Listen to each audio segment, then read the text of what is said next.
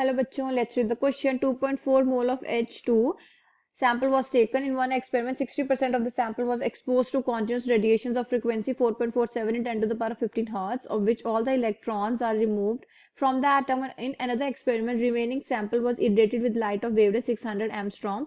When all electrons are removed from the surface, calculate the ratio of maximum velocity of the ejected electrons in the two cases. Also report the velocity of ejected electron in each case. Assume that ejected electrons do not interact with any photon. Ionization potential of H 13.6 eV. तो first of all इस question में जो भी हमारा की concept रहेगा उसे हम यहाँ पर एक बार डिस्कस करेंगे. So here the key concept is all about energy of radiation. So यहाँ पर हम कैलकुलेट करेंगे एनर्जी ऑफ रेडिएशन एंड किस फॉर्मूले से हम उसे यहाँ पर कैलकुलेट करने वाले हैं. That is E is equals to H into frequency. So calculate कर लेते हैं हम यहाँ पे. E is equals to H Planck's constant, तो उसकी वैल्यू भी कांस्टेंट है हमारे पास. That is 6.6 into 10 to the power of -34 into frequency question में ऑलरेडी गिवन है 4.47 into 10 to the power of 15 hertz.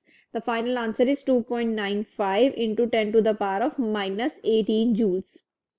इसको यहाँ पर हम चार्ज ऑफ एन इलेक्ट्रॉन से डिवाइड करेंगे. मतलब कि यहाँ पर जो हमारे पास आंसर आया that is 2.95 into 10 to the power of -18 joule. Charge of an electron की वैल्यू हमारे पास कांस्टेंट होती है that is 1.6 into 10 to the power of -19 joules per eV.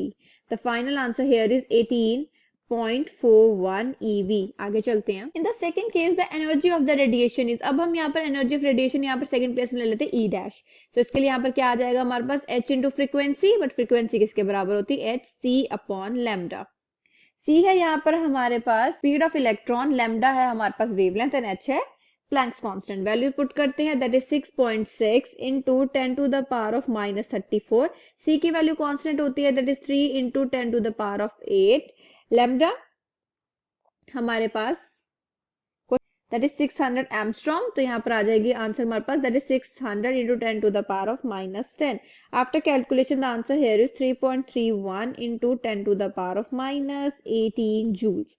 इसको भी अगेन हम डिवाइड करने वाले हैं with the charge of an electron. So charge of an electron की हमारे पास क्या वैल्यू थी that is 1.6 into 10 to the power of -19 joules per eV.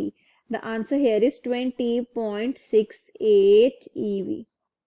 अब हम यहाँ पर कैलकुलेट कर लेते हैं kinetic energy. So kinetic energy is obtained by subtracting the work function. So यहाँ पर हम काइनेटिक एनर्जी को सब्ट्रैक्ट करेंगे बाय वर्क फंक्शन. यहाँ पर सबसे पहले क्या आ जाएगा दैट इज 20.68 माइनस 13.6 eV. सो यहाँ पर हमारे पास क्या आंसर आ गया 7.08 eV. अब हम यहाँ पर काइनेटिक एनर्जी दूसरे की कैलकुलेट कर लेते हैं. सो यहाँ पर क्या आ जाएगा kinetic energy is equals to 18.41 minus 13.6 eV. So answer यहाँ पर क्या आ गया 4.81 eV. अब हम यहाँ पर इजिली रेशियो भी कैलकुलेट कर सकते हैं. So ratio of the velocity. So वो किस तरीके से हम यहाँ पर कैलकुलेट करेंगे that is under root of 4.81 divided 7.08. So यहाँ पर आ जाएगा हमारे पास under root of 0.67 and the final answer here is 0.81. Clear? This is the final answer. I hope you understood the problem well. All the best.